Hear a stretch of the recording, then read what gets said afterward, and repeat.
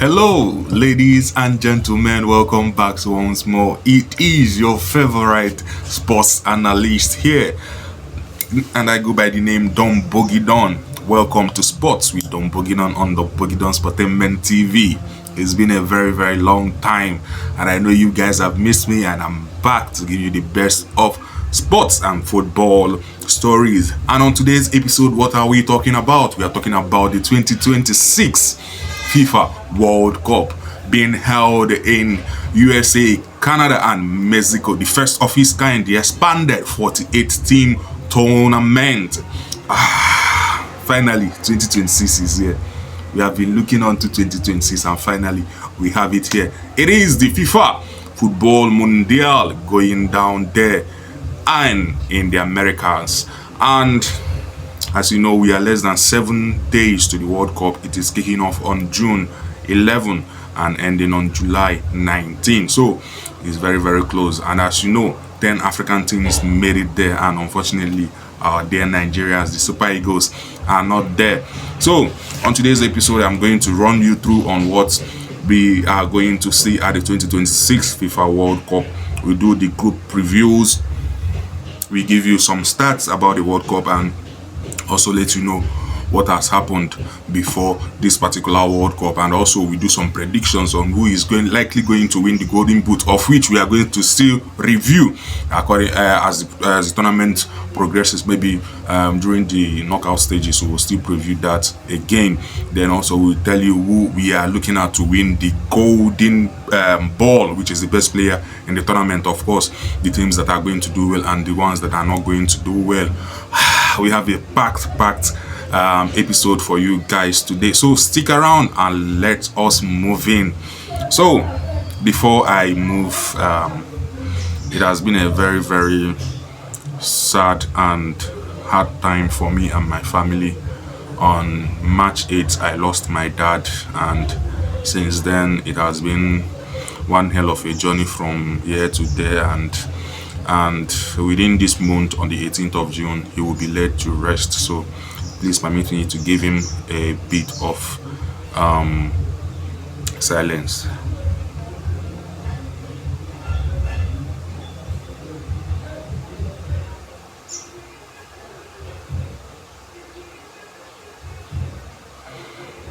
May the soul of Chief Engineer Ikemefuna Okonkwo rest in perfect peace. My daddy, I miss you. Rest in peace. Okay, that's out of the way. Let us talk about our 48-team tournament, which is being held in 3 different countries. And as you know, we have 1,248 players taking part in this tournament from 48 different teams. Imagine 1,248 human beings trooping into 2026 World Cup.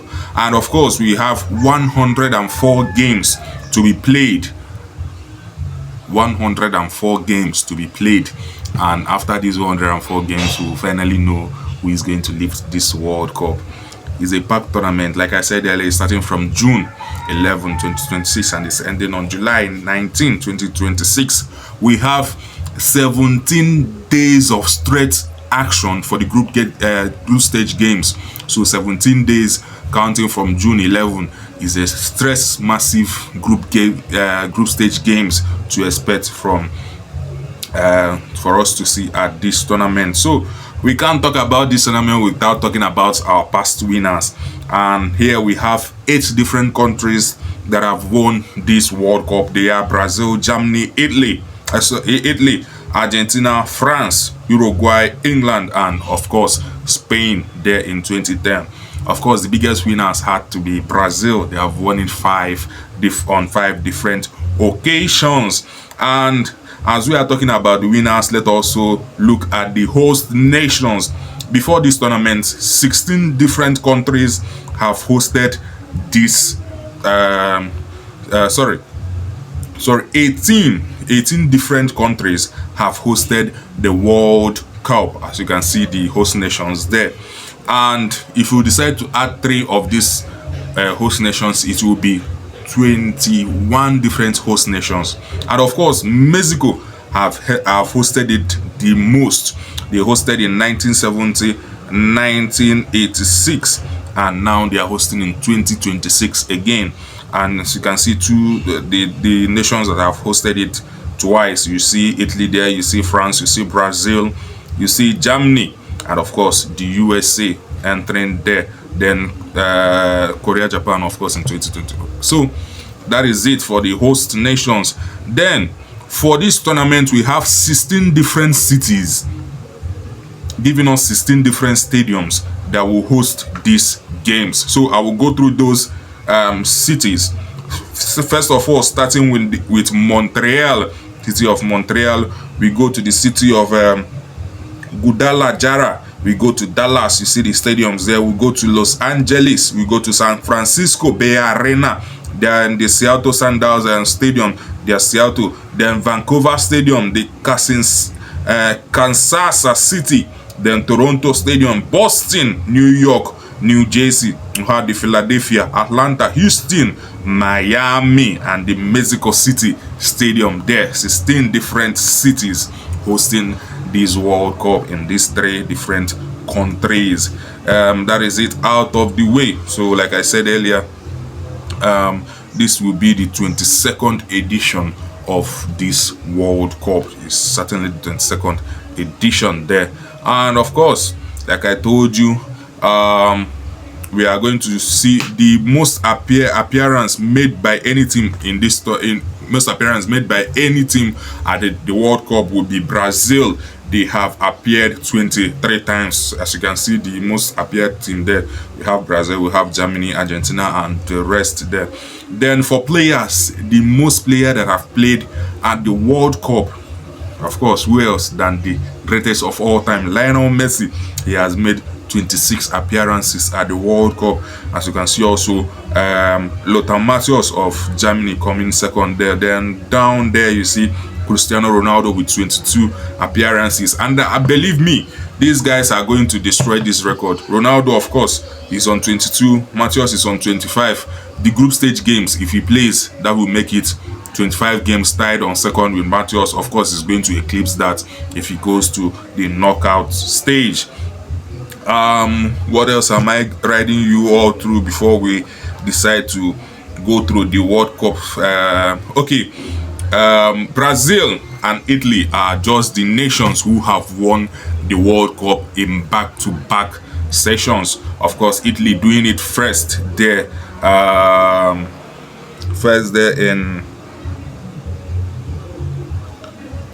in 1934 and 1938, before Brazil came back to do it with the great Pelé, then in 1968, 58 and 1962. Since then, no nation has won the World Cup in back-to-back sessions. So Argentina, we are looking at you. It is your turn. Are you going to win this World Cup in back-to-back? So it's now left for us to know. What else am I taking you guys through? I have talked about the host nations. Okay, look at the finals. The finals since 1930. Just a bit of what the scores has been in the finals since 1930. Then there is this important stat. At this World Cup, the biggest age difference at this World Cup is 25 years. This is between the goalkeeper of Scotland by name Greg Gordon. He is 43 years, 162 days. And the youngest player in this tournament is Gilbert Mora of Mexico. He's 17 years, 240 days. So the age difference between the oldest player at this tournament and the youngest player is just roughly 25 years. That's another stat for you to know as we head into this tournament. Of course, we have 3 players who have been here since 2006. They are no other than the greatest, Lionel Messi, Cristiano Ronaldo, and Ochoa. These guys have been part of the World Cup tournament since 2006. This will be their 20th year playing in the tournament. They played in 2006, 2010, 2014, 2018, 2022, and now getting ready to play in the 2026 tournament. And this will be their last dance, of course. I don't think they will have any strength in them to go for the 2030 World Cup. So from there, we look at the triad, which is the ball that is going to be used for this tournament. A wonderful ball. I just hope it doesn't look like Jablani, because the worst of the balls we have used in this World Cup tournament was the Jablani in 2010. So that is it. So we are going to move straight into the group stage games. Of course, like I said, the games will be kicking off on June 11, and for that game it will be between Mexico against South Africa. Imagine if Nigeria had finished first in our group at the World Cup qualifiers. This would have been us, Mexico versus Nigeria. Have you ever thought of that? That's why we are here, to get you through all this. Imagine this being Mexico versus Nigeria, the Super Eagles. Ha! We really suffer in our qualifiers, so but that is it. So the first game will be happening at the Mexico City Stadium. It is on Thursday, June 11. And one thing you must know about this World Cup is the time difference for us in Africa, because most of these games will be played at night, mostly midnight or early in the morning, because of the time difference between us here and those there in the North and South American region. So that is what you have to note. Then on the 12th will be USA versus Uruguay. It is going to be happening at the Los Angeles Stadium there in the United States. So we'll move straight to the groups and let us see what we can let's see how much we can predict for these group games. So without wasting much of your time, we'll go through and tell you the teams we believe that can make it out. Before I talk about this, you know the normal thread, which is two teams making it out from the group first, because of the 48 team tournament. So 2 teams making it out of the 12 groups will give us 24 teams. Then they will now pick the best of the third place teams, 8 of the best, to make it 32. So the difference between this World Cup and the previous other World Cups is that we have a new round, which is the round of 32. You know, before, when we are done with the group stages, we go to the round of 16, but now we have the round of 32. So which means that this tournament is an 8-match tournament. Just like Cristiano Ronaldo said that some people are getting angry, calling the World Cup a 7-game tournament. So this is an 8-game tournament with the round of 32 being introduced because of the expansion. So going straight to the group previews, we have Mexico, we have South Africa, Korea, and Czechia. This is for Group A. For me, I'm picking Mexico to finish top of this group, followed by Korea, Republic, and then South Africa. Then Czechia finishing 4th. I don't think the third best placed teams will have to come from this group. Sorry. Then to Group B, we have Canada, which is of course another host of this World Cup. We have Bosnia and Herzegovina. We have Qatar and Switzerland. For me, Switzerland is taking this group. Maybe not winning all. I just see them winning this group with just 7 or 5 points. They will get a win, of course. A win coming against Qatar. Then Bosnia might be a very tough one for them. Then, of course, Canada will be a very tough game for them. Canada, for me, is finishing 2nd in this group. Bosnia finishing 3rd. Qatar will finish last. For me, I believe Bosnia can get a win against Qatar, which can put them in a position to qualify as one of the best third teams. Then in Group C, we'll have Brazil, Morocco, Haiti, and Scotland. Of course, Brazil. One thing that is working for Carlo Ancelotti, he might not be that league type of manager, but when it comes to knockout football, Carlo Ancelotti knows his onions in that kind of games. When you look at the squad he used to win the last Champions League for Real Madrid, nobody expected that team to win the Champions League with the Rodrigos, the Modric, and the rest. But he always finds a way. Even when he's down, in a knockout game, he finds a way to come back, and like play, he won the Champions League, and he has been the master of the Champions League, a cup tournament, and we are here now in the World Cup, which is a cup tournament as well. If not for anything, I believe Carlo Ancelotti with his experience will get Brazil out of this group and maybe go further in this tournament. So I'm picking Brazil to finish top of this group. Morocco. In recent years, since the 2022 World Cup, since this World Cup came up, most people are looking at Morocco with the eye of the 2022 World Cup. But when you look at Morocco, these guys, since the 2022 World Cup, is as if their football has been retrogressing. I don't know, but they still have that standard, but slowly retrogressing. When I watched what they played at the AFCON, they were not that Morocco we saw at the 2022 World Cup, the antics and everything. But no matter how hard it is, I still see Morocco scaling out of this group. Maybe second, closely followed by Scotland. So from Group C, I believe one of the best third place teams will come out from here. Scotland is not a smaller team. It's not a smaller team. One thing people should know is that this is a 48-team tournament.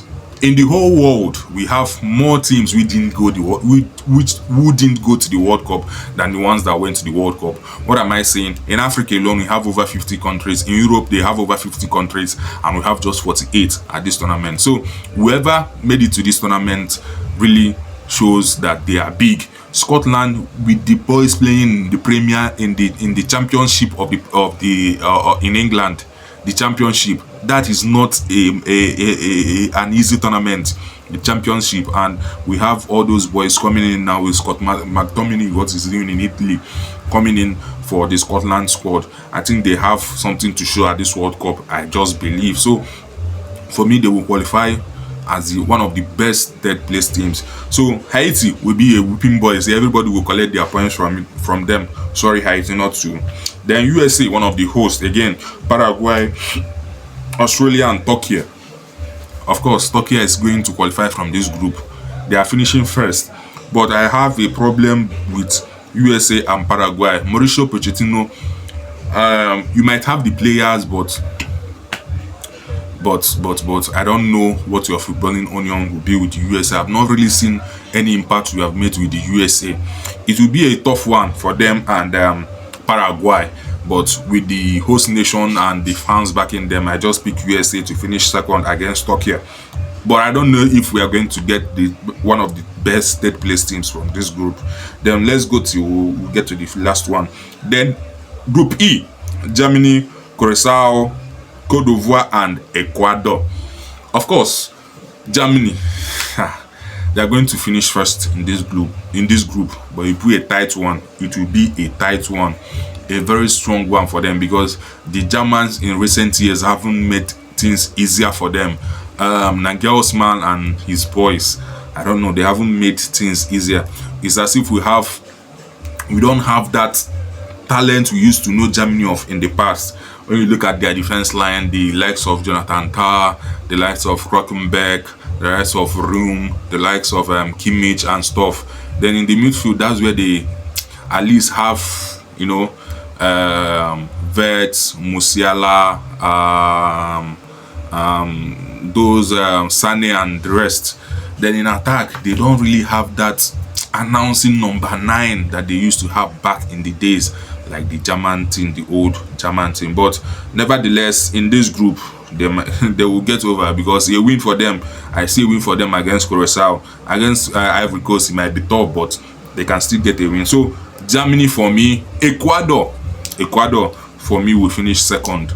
Then Ivory Coast third. Ivory Coast, I think this group will give us one of the best third place teams. Ivory Coast, of course, will qualify as one of the best, because getting a win against Curacao is certain. Sorry, Curacao, not underrating you, but these guys are going to get their wins. So they will be the whipping boys. If Ivory Coast can get 3 points against Curacao, then they might try to get, even if it's 1 point against Ecuador and Germany, which will see them qualify. Of course, it's certain. Then Group F, Netherlands, Japan, Sweden, and Tunisia. Just like I read it out, that's the way it's going to happen. Netherlands are going to qualify straight for in this group, then followed by Japan. Japan, most people are underrating them, but Japan is one of the best is one of the teams with the best record leading to this World Cup. When you go back and see the matches they have played leading to this World Cup, they have not lost many. They have been on a good ride, and I trust them, most especially their fans, the way they treat every World Cup and always winning the Fair Play Award. Kudos to Japan and their fans.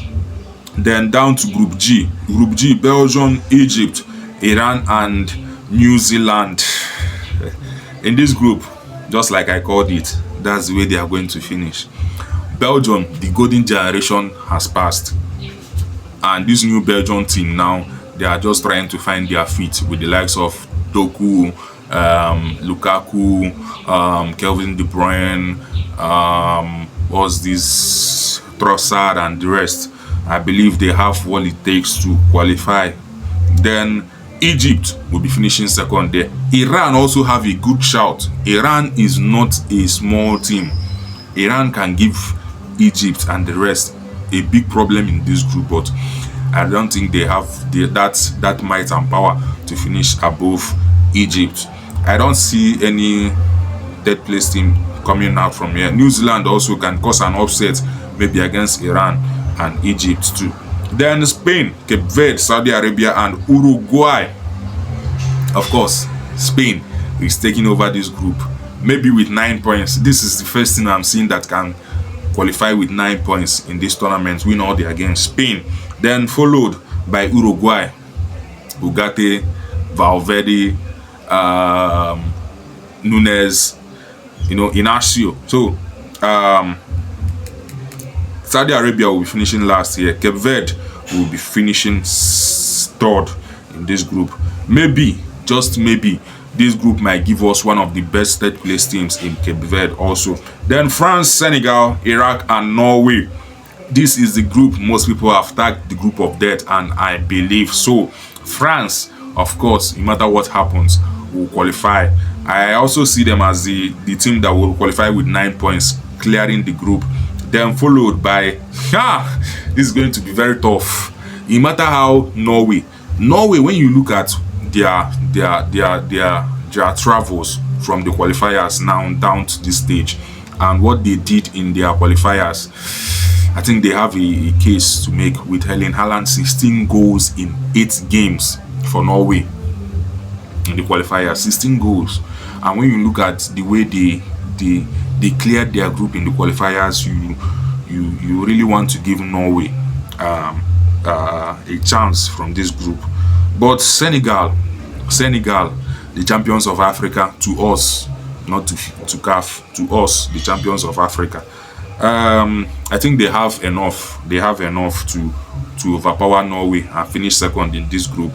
And Norway will finish third. Iraq will finish fourth. And this group might give us one of the third place best teams here in Norway.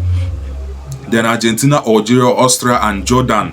Argentina, of course, is finishing first in this group. No matter, because when I look at the Argentine squad, I'm like, thank God Messi did this in a time or in a period where he still has strength in him to carry this Argentine team. Imagine if Messi is still hustling for his first World Cup, and he's doing this with this kind of Argentine squad I'm seeing now.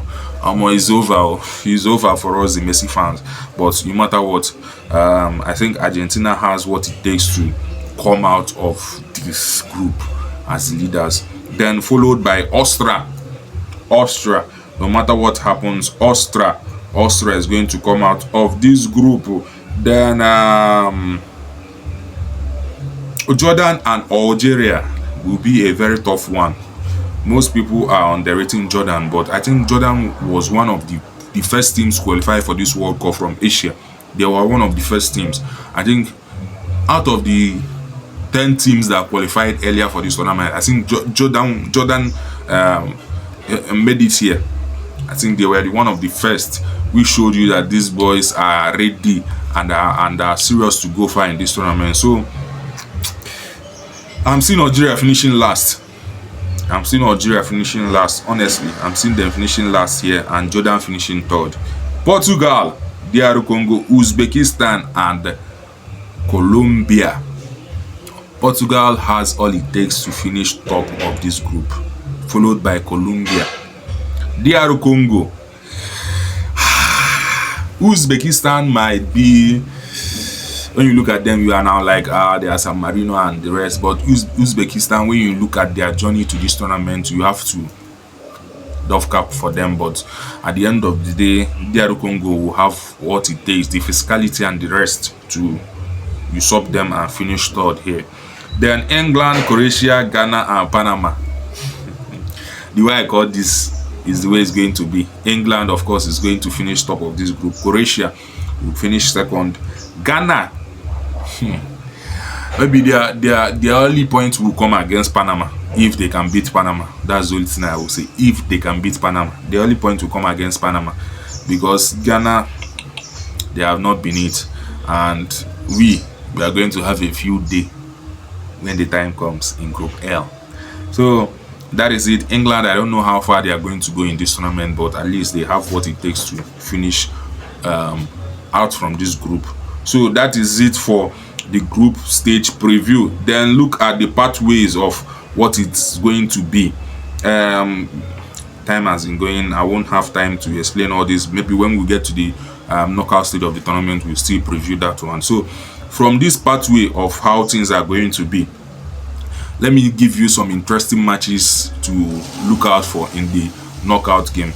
We might have a Portugal versus Argentina game in the quarterfinals. If Argentina win, or if Argentina are able to qualify from their group as leaders and win their round of 32 and 16, we will have a quarterfinal of Portugal and Argentina. The same thing applying to Portugal. That is the match we want to see.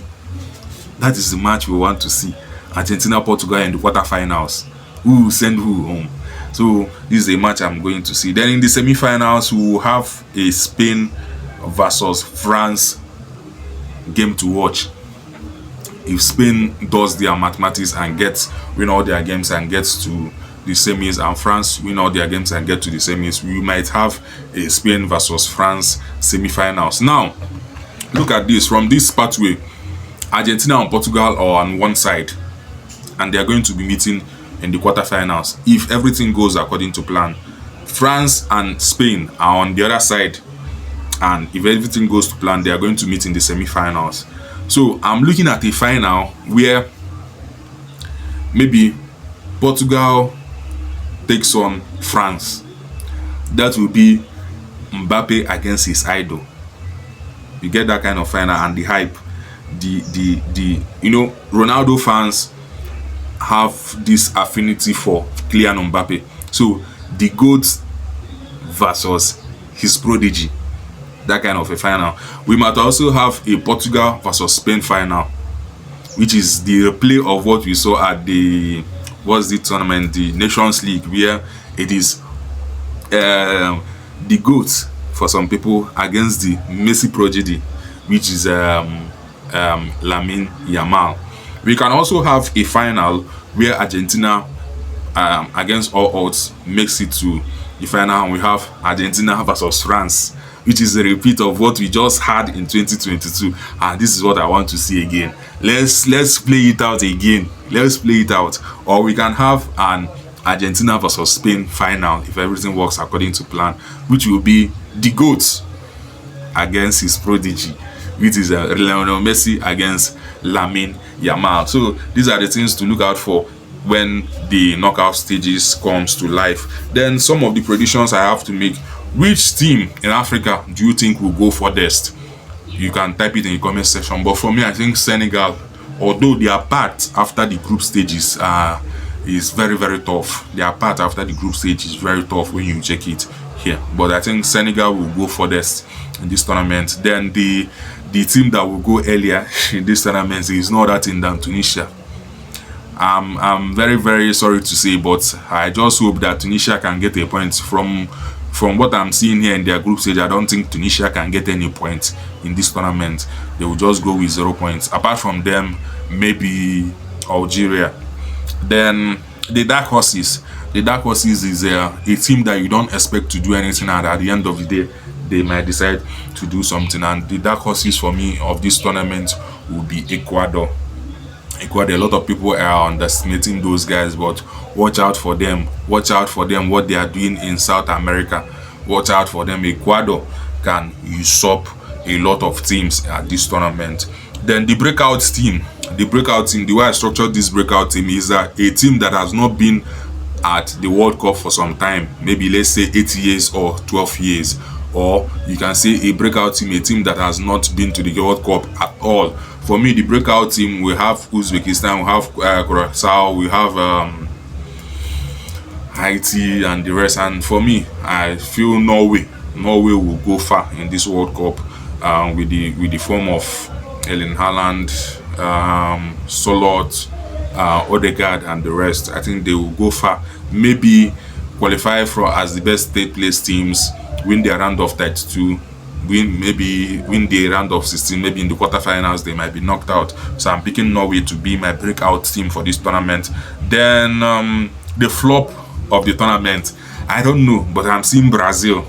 Seriously, Brazil. Let this issue of Neymar this, Neymar that not disrupt your World Cup. By the end of the day, I feel England will be the flop of the tournament with the array of stars that Thomas Tuchel picked, and the way England have been performing. We saw the few friendly games they played leading to these finals of the Mundial. I don't know. England, you guys should buckle up. Then the flop of the tournament, a player that I feel that will flop, excluding the smaller teams, the teams we know are the smaller teams. I want to pick the flop of the tournament from the big teams, the big boys themselves. I'm looking at, if Brazil is going to flop, I think Rafinha might be that man from there. Rafinha might be that man, but I pray he doesn't flop. Then from Norway, if anything should happen to Norway to flop, all hands will be pointing to Erling Haaland. I hope he scores more goals, because having scored 16 goals in eight qualifying games, which is 2 goals every game on an average in the qualifiers, a lot of eyes are on him, and also winning the Golden Boot in the just concluded EPL season. So Rafinha, Haaland, my eyes are on you. Then maybe you can say Dembele for France. I don't know about Dembele. I don't think he's going to have an outstanding World Cup with the likes of Olise and Doué coming in on that wing. Then the best player of the tournament. Best player of the tournament. I don't know. Maybe, like I said, we are still going to review this when we get to the knockout stages. But should France get to the final, I think, of course, the young man, the finalist himself, the man that always carried France to the final, Kylian Mbappe, will be that man that will be crowned the best player of the tournament. Should Portugal get to the finals, with the way I'm seeing Bruno Fernandes and the way the Portuguese team is being structured, I think Bruno Fernandes will win the best player of the tournament, with Vitinha and João Neves also supporting him, because Fernandes works best when he knows that he doesn't have any limitations. When he knows his back is shielded, then he has that free time to roll and do all those things he does best, throw passes and connect and even score maybe a drop off from the box. So Bruno Fernandes is another man I'm looking at if if Portugal could make it to the final or the semis. Then Lionel Messi is another person if Argentina can make it to the semi-finals, because the way I'm seeing Messi for this tournament, he doesn't want to be that man to always score, and so maybe the penalties will come, they will give him to play, the free kicks will come, they will give him to play, but for him to be hustling to score, I just feel Messi wants to just relax and play this tournament, maybe just in that free role, having Alvarez running in, having Lautaro Martinez running in, Nico Paz and the rest running in, and Giuliani Simeone doing all those runs, and he's just there creating chances, throwing all those passes. So with that, he might rack up a lot of assists in this tournament. And if Argentina goes to the semi-finals, he might also be crowned the best player of the tournament. So these are my picks: Bruno Fernandes, Mbappe, Messi, and maybe Lamine Yamal if Spain could make it to the semis. Then for the Golden Boot, the last Golden Boot winners, Kylian Mbappe, I think he finished with 8 goals. Harry Kane in the 2018 finished with 6 goals. Rodriguez finished with 6 goals in 2014. Thomas Muller 5 goals in 2010. Miroslav Klose 5 goals in 2006. Ronaldo Nazario 8 goals in 2002. If a very big if, I believe if anybody can score 10 goals at this tournament, that person will win the Golden Boot. And Erling Haaland has that chance to do that in his group. If he can be able to score 6 goals, I know it's likely not to be, but in his group they have Senegal, France, Iraq. It will be very hard for him to do that. Kylian Mbappe, if he's able to load Iraq in the group stage alone, if anybody that is able to score at least 4 to 5 goals in the group stage and go further to maybe semi-finals in the knockout round can win the Golden Boot. So for me, the picks I have here are Kylian Mbappe, of course, Harry Kane with England, then Cristiano Ronaldo with Bruno Fernandes. Cristiano Ronaldo is a massive pick for me because this Portuguese team is a team that everybody's projecting or predicting to win this World Cup, of which I'm projecting them to at least make it to the semi-finals. Whatever happens from there, it's up to the football gods to decide. Then Ronaldo, Kylian Mbappe, Julian Alvarez for me, and also the fourth person, I think I've got Harry Kane too. So these are my picks for the Golden Boot. Then what else? The assist maker of the tournament, like I said earlier, is going to be, there will be a Bruno Fernandes in the mix with what he's going to offer Portugal. Bruno Fernandes in the mix, then maybe Messi in the mix also with the way he's going to play for Argentina. So these are the two I'm looking out for now. Then Ryan Cherki for France. Also. So talking about the finals, another stat I want you to know is that Kylian Mbappe has scored 4 goals in the finals of the World Cup. The most goals that has ever been scored, it has been scored by Kylian Mbappe. So he still has time on his side. If France are able to make it to this finals again and he scores again, he will be the king of the finals. And if France wins this World Cup again, give him that Ballon d'Or. What else am I forgetting? To give you guys? Games to watch out for in this tournament, in the group stage games. Games to watch out for. Okay, games to watch out for. First, France versus Senegal is a game to watch out for in this tournament. No ever doubt that. France versus Senegal. Another game to watch out for in this tournament will be